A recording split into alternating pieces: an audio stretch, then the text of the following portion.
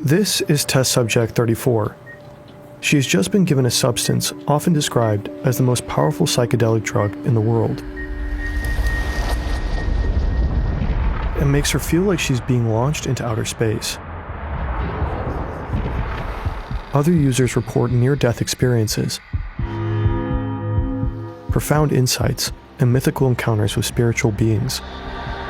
The drug appears to shake the very foundations of human perception. It is one of the most weird and unexpected things a person can go through. We're talking about dimethyltryptamine, or DMT. In its pure synthetic form, it looks like an inconspicuous crystalline powder. It's a very simple molecule. And yet, DMT has been puzzling scientists around the globe for more than a century. The substance has been used in indigenous cultures for thousands of years. It occurs naturally in plants, animals, and even in the human body. But when it interacts with our brain, things seem to go completely off the rails. Many users say DMT fundamentally changed their lives. And yet, other experiences suggest there's more to DMT than profound revelations, mystical encounters, and medical promise. For some people, the substance can also open doors to the darkest corners of their consciousness. This is the enduring mystery of DMT.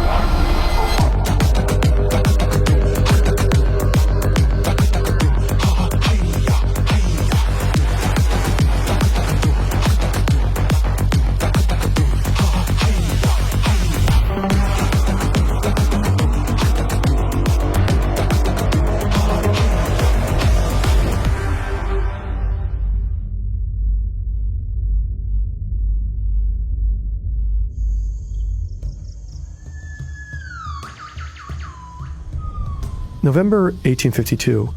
This is British botanist Richard Spruce. For the past 3 years, he's been making his way through the Amazon rainforest to study plants. He's particularly interested in mosses. Along the way, he keeps encountering indigenous communities living deep in the jungle. He learns their languages and studies their customs. Right now, Spruce is staying with an indigenous group in what is now northwestern Brazil. Today is a special occasion. The tribe is about to hold a spiritual ceremony, and at the center of it all is this ritual brew. Its key ingredient is a specific type of liana. Indigenous people have been drinking or chewing it for thousands of years. Some groups call it napa, others baco, or pinde. This group calls it kapi. And tonight, Spruce is going to try it himself. He watches several young members of the community drink the mixture before him. He notes that, for about 10 minutes, they appear to be possessed with reckless fury. Then they calm down and simply continue dancing. Then it's his turn. But the tribe didn't just prepare kapi for him. I had scarcely dispatched 1 cup of the nauseous beverage when the ruler of the feast came up with a woman bearing a large calabash of mandioca beer called kashiri. After that, protocol demands that he top things off with a cigar and a cup of palm wine. Spruce has to fight off the urge to vomit and stretches out in a hammock. The kapi is slowly kicking in. He later notes in his journal that white men taking kapi all seem to report the same experience. They feel alternations of cold and heat, fear and boldness. The sight is disturbed, and visions pass rapidly before the eyes, wherein everything gorgeous and magnificent they have heard or read of seems combined, and presently the scene changes to things uncouth and horrible. Hey, this is Jonas, one of the founders of Fern. It's not just psychedelics that can shape our minds. Our thoughts and emotions are molded by relationships, opportunities, but also uncertainty and major life events. For many in our team, pressures often come as deadlines piling up.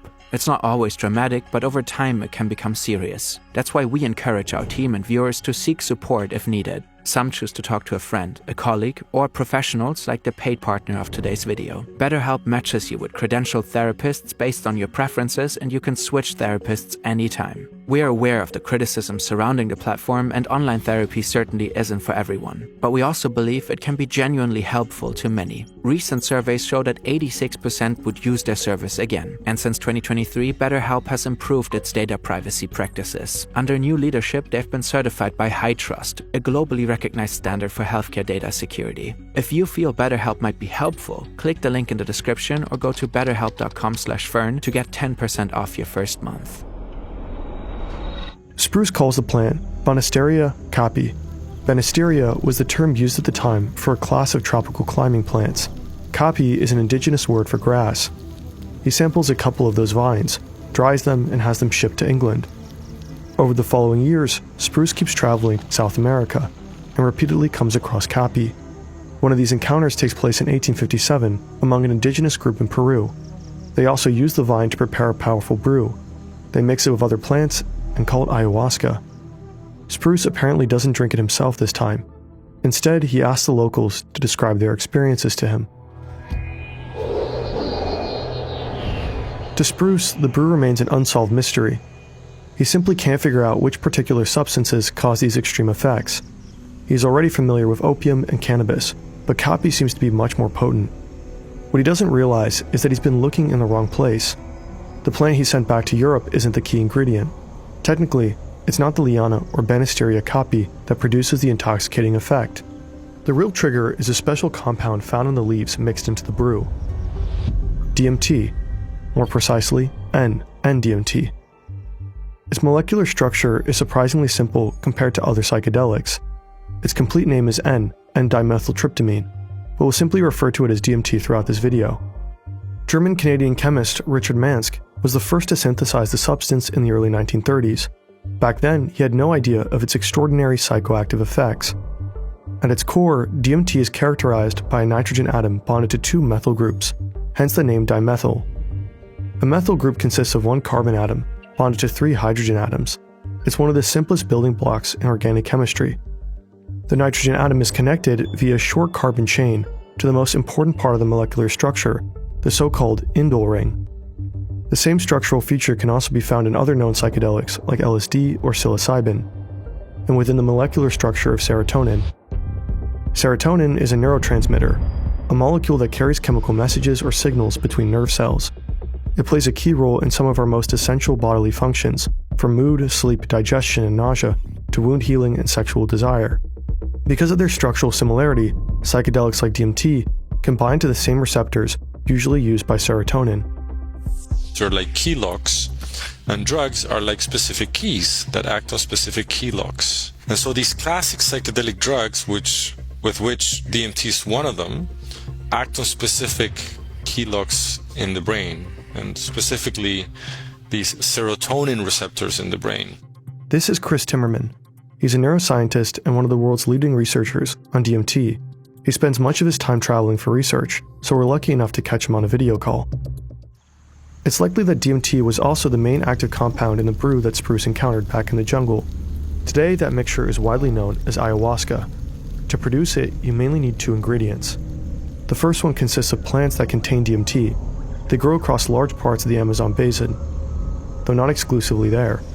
The second ingredient is the Kapi liana, documented by Spruce. It doesn't contain DMT itself, but it is crucial for making the DMT in the brew psychoactive. Mixing and boiling the two together produces the psychedelic plant drink known as ayahuasca. Psychedelics are generally considered physiologically safe and non-addictive. That's one of the key differences between them and drugs like cocaine or amphetamines. Those primarily act as stimulants. They artificially increase dopamine and norepinephrine levels in the brain and strongly activate our reward system. Psychedelics, on the other hand, alter perception itself. Users may see or hear things that aren't there, hallucinate, and lose their sense of time and space. Some report life-changing experiences. In many ways, psychedelic substances seem to fundamentally alter how we think and feel, which is precisely why DMT continues to fascinate scientists to this day. In terms of the psychological impact of the experiences, in terms of the subjective effects it generates, it is one of the most weird and unexpected things a person can go through.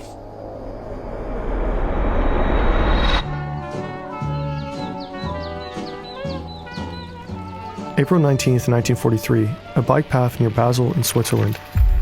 This is Swiss chemist Albert Hofmann. He works as a researcher for a Swiss pharmaceutical company. Riding next to him is his lab assistant. He explicitly asked her to come along. He's desperately trying to get home. Earlier that day, he started conducting an experiment on himself. He dissolved 250 grams of lysergic acid, diethylamide, in water and ingested it. He had synthesized the compound in the lab after isolating it from the ergot fungus. And right now, he's feeling a bit under the weather. Everything in my field of vision wavered and was distorted as if seen in a curved mirror. I also had the sensation of being unable to move from the spot. Nevertheless, my assistant later told me that we had traveled very rapidly. Stretching out on the couch back home doesn't help much either. My surroundings had now transformed themselves in more terrifying ways. Everything in the room spun around, and familiar objects and pieces of furniture assumed grotesque, threatening forms. They were in constant motion, animated as if driven by an inner restlessness. The lady next door, whom I scarcely recognized, brought me milk. She was no longer Mrs. R, but appeared instead as a malevolent, insidious witch wearing a colored mask. Albert Hofmann has just embarked on the world's first LSD trip. He has no idea what the substance does. He believed 250 micrograms to be prudently safe dose, but it turns out to be extraordinarily potent, and now he fears he may lose his mind. A few hours later, the effects slowly begin to soften. The trip becomes more pleasant. As he steps out into his garden after a spring rain, it feels as though he's seeing everything for the very first time. Everything glistened and sparkled in a fresh light. From that day on, Hofmann is convinced that this tiny molecule holds enormous power, that it could someday be of great value to medicine and psychiatry. His discovery jumpstarts the entire field of psychedelic research. Hofmann inspires many other scientists to follow his lead, and in the 1950s, he becomes the first to isolate the psychoactive compound psilocybin from psychedelic mushrooms. That's another major milestone. But psychedelic research also turns its attention to DMT. Scientists discover more and more plants that contain the substance. To date, it has been found in at least 50 different plant species. DMT has also been found in mammals like rats and rabbits. In the 1960s, a German researcher team even found traces of the substance in human blood. Shortly after, US Nobel Prize-winning scientist Julius Axelrod provided evidence that DMT occurs naturally in the human brain. It's even considered endogenous, meaning our own bodies produce it naturally. There's a saying that says DMT is everywhere, and it is also found in the human body and in a lot of mammals' bodies as well. Throughout the 1960s, scientists keep isolating DMT in humans, animals, and plants. And meanwhile, psychedelics are starting to seep into popular culture. How often have you taken LSD? 4 times.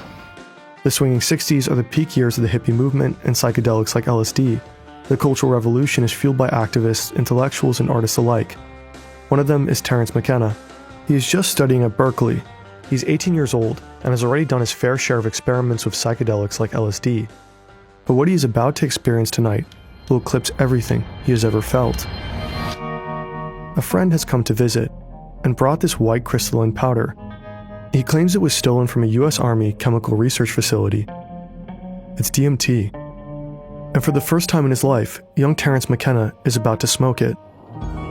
I had this hallucination of tumbling forward into these fractal geometric shapes made of light, and then I found myself in the equivalent of the Pope's private chapel. And there were insect elf machines proffering strange little tablets with strange writing on them. These self-transforming machine elf creatures were speaking in a colored language which condensed into rotating machines that were like Fabergé eggs. All this stuff was so weird and so alien and so un-Englishable that it was a complete shock. I mean, the literal turning inside out of my intellectual universe. It's like being struck by noetic lightning. The experience completely changes McKenna's view of life and reality. He becomes convinced that there is another secret world, one we normally can't see or access. He drops out of university to chase this mystery. He travels to Nepal to meet Tibetan shamans. He works as a professional butterfly collector in Indonesia, and he ventures deep into the Colombian jungle with his brother and 3 friends. McKenna's description of the so-called machine elves becomes a cultural reference. Countless DMT users later report encountering mystical entities that closely match what he described. He dies in 2000, leaving behind an extensive audio archive with over 500 hours of theories on psychedelics and spirituality. A drug like synthetic ayahuasca, pharmawaska, do people realize this is the same thing as has been taken for thousands of years down there? Do they realize its role in shamanic healing? By the late 1960s, authorities begin cracking down on the widespread drug use in the US. Well, if I was to say where I got it from, it's illegal and everything. It's silly to say that. In 1966, California and Nevada become the first states to outlaw the production, sale, and possession of LSD. 2 years later, the drug is banned across the entire country. America's public enemy number one is drug abuse. America's war on drugs soon extends to much of the rest of the world.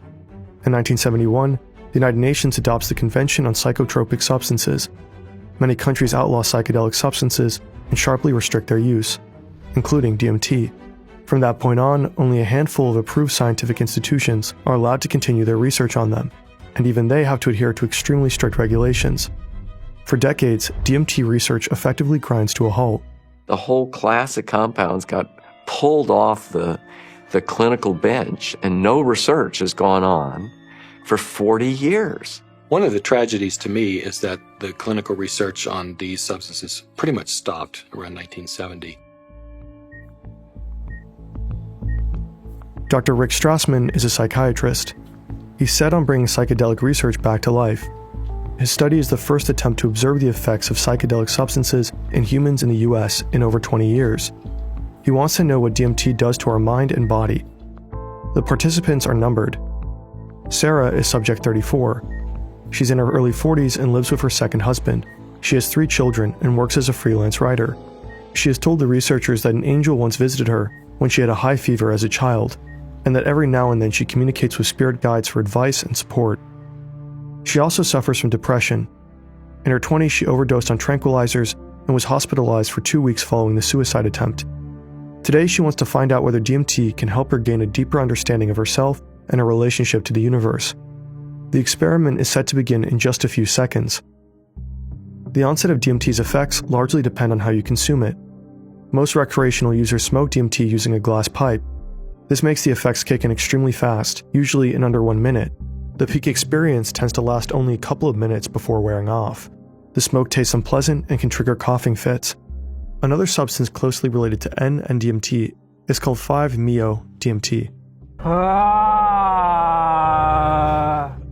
This YouTuber smoked it for one of his videos. Others try to consume it like this. 5-MeO-DMT occurs naturally in secretions of the Colorado River toad. A common misconception is that licking the toad will get you high. It won't, and it can be extremely toxic. Most research today focuses on synthetic 5-MeO-DMT. It also kicks in very fast and strong, but tends to produce far fewer visual hallucinations than N and DMT. DMT can also be snorted. In that case, the effects take a few minutes to kick in, but the trip also lasts a bit longer. Ayahuasca usually contains the highest dose of DMT. The effects begin after around 45 minutes and can last several hours. But the brew is tough on the stomach. Many people have to throw up during the trip. 2 things are paramount for a pleasant DMT experience: set and setting, the right mix of emotional stability and soothing surroundings. Experts recommend a calm environment where users feel safe and are able to lie down comfortably. Mixing substances can be extremely dangerous. Some users avoid alcohol, masturbation, and watching the news before attending an ayahuasca retreat. But not even the best preparation can guarantee DMT won't produce what many call a bad trip. Some users online describe experiences that leave them shaken for days, with flashbacks to vivid hallucinations of falling or flying through tunnels, and encounters with frightening beings. Psychedelics can also worsen existing mental health issues. People who suffer from psychotic disorders or are mentally unstable should not take them. In general, DMT should never be used without professional guidance. Sarah's experience will be guided by Dr. Strassman. In clinical settings like this one, DMT is administered via IV injection. It hits almost instantly. Sarah has previously been given a low introductory dose to see how her body reacts to the substance. Recreational users are advised to start with similar test doses. Sarah's low-dose experience has been pleasant and relaxing. Now she's about to receive 5 full doses. She will go on 5 consecutive trips. After each one, Strassman will let her come down to check in with her. She's all set. Sarah can feel the cool touch of Strassman's hand, and she's trying to count her heartbeats. I got to 3 beats. Then there was a sound, like a hum, that turned into a whoosh. And then I was blasted out of my body at such speed, with such force, as if it were the speed of light. The colors were aggressive, terrifying. I felt as if they would consume me. As if I were on a warp speed conveyor belt heading straight into the cosmic, psychedelic buzzsaw. I was terrified. I felt abandoned. I'm completely and totally lost. I have never been so alone. I was scared, but I kept telling myself, relax, surrender, embrace. It was all flashing and whirling lights. I was rather disappointed. Here I'm expecting this profound spiritual experience, and I get Las Vegas. But then, before I had much time to be disappointed, I flew on and saw clowns performing. They were like toys or animated clowns. I had the overwhelming urge to laugh. I was kind of self-conscious about it at first, but I couldn't contain myself, and I laughed out loud watching those clowns. Suddenly, a pulsating entity appeared in the patterns. It sounds weird to describe it as Tinkerbell-like. It was trying to coax me to go with it. At first, I was reluctant. I did want to go with it. I could tell the drug was starting to wear off, and I wasn't high enough to follow it. I told it I can't go with you now. See, they want me back. It didn't seem to be offended and, in fact, followed me back until I sensed it had reached its boundary. I felt like it was saying goodbye. Sarah needs a short break. The start of her trip has been especially intense. That's something Timmerman hears from many of his own participants. People can feel, especially at the beginning of the experience, that they're being launched from a rocket, as if they're like going into outer space and they're in a rocket. And so there's a strong feeling of energy and vibrations in their body. They are interacting with beings, spirits, entities, gestures, clowns, a range of different ways in which people see these beings that interact with the participants, that they engage with them, invite them to something, to communicate, and so forth and so on. Encounters with such beings seem to be a common experience in many DMT trips. For one of his studies, Timmerman analyzed nearly 4,000 DMT experiences posted on Reddit. Almost half mentioned similar entity encounters. In a 2021 field study with 36 participants, almost everyone reported an encounter with some sort of sentient being. But how do these encounters actually unfold? That's what Baltimore's Johns Hopkins University asked over 2,500 DMT users in an online survey. The first question was about the primary senses involved in the encounter. Most participants reported seeing them, and more than half described hearing them. About a third said they could touch them, while some could even smell or taste them. A whopping 85% described their encounter as extrasensory or telepathic. The most common descriptive labels for the entities were beings, guides, spirits, aliens, and helpers. Less common labels were clowns, demons, gnomes, monsters, or devils. As to the emotions involved, most participants reported feelings of love, trust, and joy. Only a minority experienced fear. 11% believed they had encountered religious figures, meaning some people think they saw God in these beings.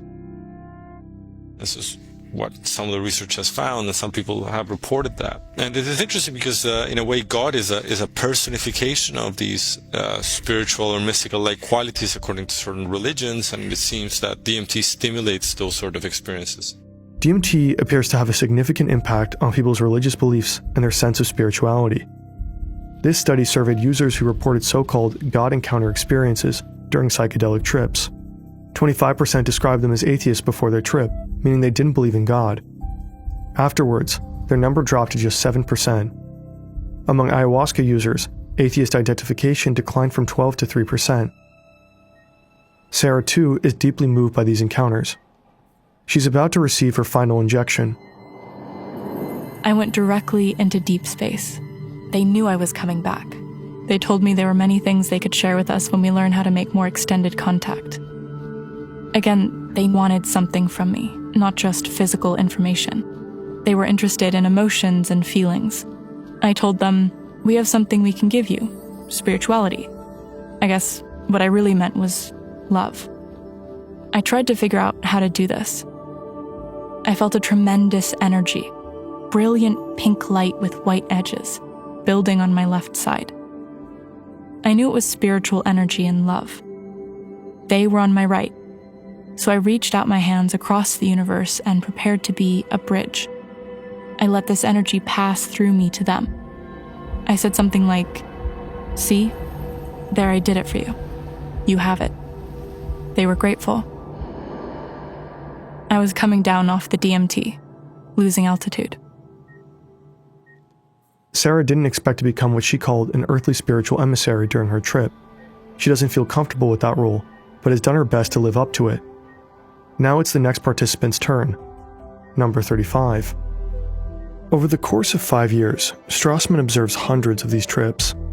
He administers about 400 doses of DMT to 60 volunteers. He eventually calls DMT the spirit molecule because of the spiritual and metaphysical experiences it appears to induce. Strassman's work in the 1990s was groundbreaking research, but it also raised more questions than it could answer. Since then, many neuroscientists have picked up where he left off. So what's actually happening inside our brain when we take DMT?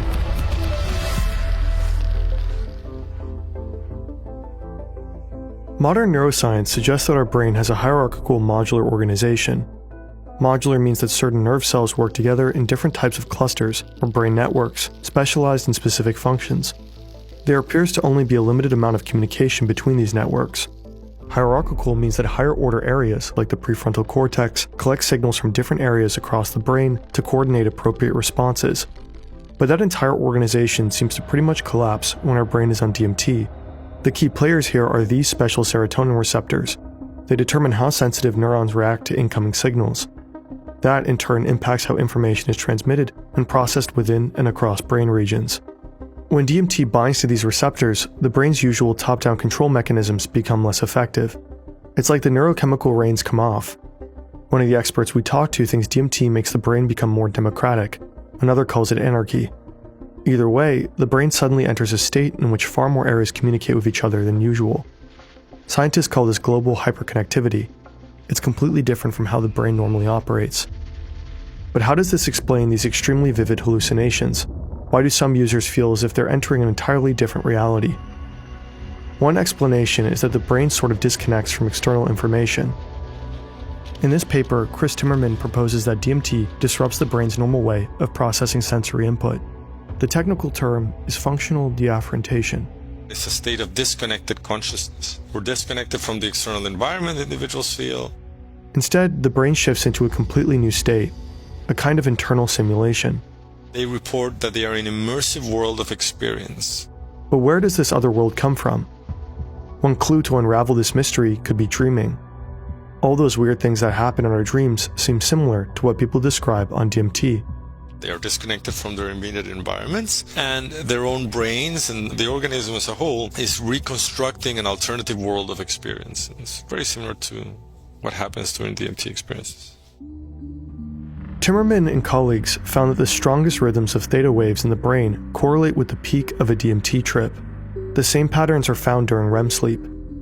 He writes that a DMT trip is like dreaming with your eyes open, except that DMT trips are usually far more intense and vivid than normal dreams. Neuroscientist Andrew Gallimore has a theory about why that is. In our dreams, the brain sort of rebuilds our real-life experiences, drawing on established patterns of information. But on DMT, those familiar templates come undone. Everything becomes more open, chaotic, and unpredictable. It's like you're seeing the world anew, like you've never seen it before. Your brain, you haven't decided what you're seeing. And coupled with this increased sensitivity to sensory information, the world becomes transcendent. It becomes much more vivid. Which brings us to one of the wildest DMT experiences of all, encountering spiritual entities or sentient beings. There are different theories about these types of encounters. One study examined how these two brain regions behave under the influence of DMT. These areas are essential for recognizing social cues and processing the emotional dynamics of human interaction. So when we have our normal experiences and we interact with our partners or co-workers, our sons and daughters, these same systems also start engaging in the brain. In turn, these areas become active when we try to understand someone else's thoughts and feelings, or more specifically, when we try to distinguish their mental state from our own. So right now we're working with a hypothesis based on what we found, that in essence what DMT does, it engages parts of what we call social cognition, the ways in which we build up our relationships in the world. In the hyperconnected DMT brain, these two regions engage far more intensely with each other and with other areas. And so we believe that enhances or pronounce or enable the appearances of these beings or entities. It's almost as if we simulate those social relations. Put simply, the brain massively ramps up its resources for processing social signals. And that could explain why so many DMT users encounter these entities or beings. Another key to understanding the substance could be just how similar DMT trips seem to feel to so-called near-death experiences. Such experiences can occur during traffic accidents, suicide attempts, and cardiac arrests. Many report a sense of brightness, seeing the light at the end of the tunnel, losing track of time and space, or gaining insight into some ultimate truth. The features that are similar to the near-death experiences and the DMT experiences are that feeling that many people have, that they have reached a sort of boundary or a limit of where they can go in this alternate reality or universe.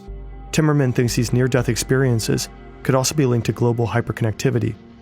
That is such a big transformation of the mind, such a big transformation of the brain, that it is likely that the brain is sending a signal that it's dying, that it is being transformed beyond recognition. In other words, there's so much going on in the brain during a DMT trip that the brain blows all of its fuses. It basically thinks it's dying. And yet, there's one major difference between DMT trips and near-death experiences. DMT is more visual, and near-death experiences are more disembodied. Then again, near-death experiences are also far from being fully understood. This makes it even harder to draw reliable scientific conclusions with regard to DMT.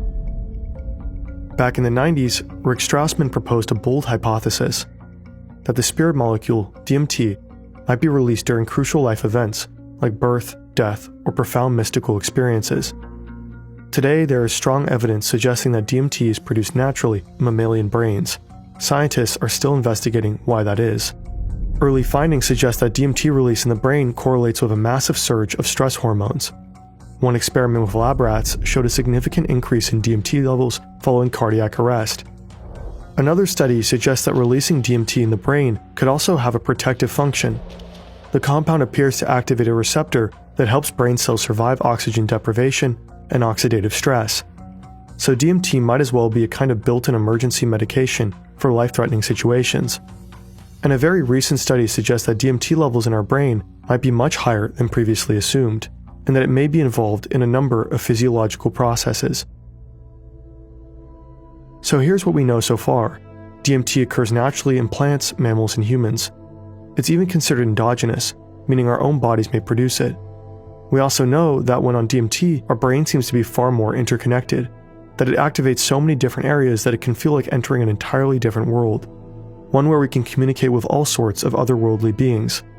And in some cases, our brain gets so overwhelmed by this hyperconnected state that it thinks it's dying. But all of this is just the beginning. Early clues, hypotheses, and indications. Nothing more and nothing less. Most of the questions DMT poses to science are still wide open. For now, DMT remains a vast, unsolved mystery. We still don't fully understand how it creates such vivid hallucinations. We don't really know why our own body produces it, and we certainly don't understand how 50 milligrams of this tiny molecule can reshape entire lives in just 20 minutes. We're back in the Amazon rainforest, about 170 years after Richard Spruce. Once again, a British researcher is attending an ayahuasca ceremony. But things are different this time. Simon Ruffle is not a botanist, he's a psychiatrist. Unlike Spruce, he knows exactly what active compound he's dealing with. For the past decade, he's been studying ayahuasca to explore its potential role in healing trauma, like PTSD in war veterans. But so far, the number of participants has been too small for conclusive results, and some of them feel their mental health has worsened after the ayahuasca experience. But others show first signs of improvement. In some participants, Ruffle has observed significant reductions in depression and anxiety outcomes. Timmerman has seen similar indicators in his own research. His theory: depressed individuals tend to think that they are worthless individuals, that they are unlovable, for example. They adopt beliefs that are no longer useful for them. What DMT does, it acts on these brain mechanisms that are related to that sense of self and dynamically can change it in a lasting way. Some studies suggest that meditation and other mindfulness-based practices could offer positive effects that are similar to those of psychedelic experiences. But research on that is also just beginning. Chris Timmerman will continue to explore DMT's medical use, but he's also looking to unravel an even bigger mystery: human consciousness itself. I'm particularly interested in using DMT to help us understand how we construct our usual worlds of experience. He's chasing the same secret that made Terence McKenna set out about 60 years ago. The world that we see out there is not necessarily the same world that is truly out there. We as human beings, our brains construct that world. I'm interested in using DMT to help us understand that construction.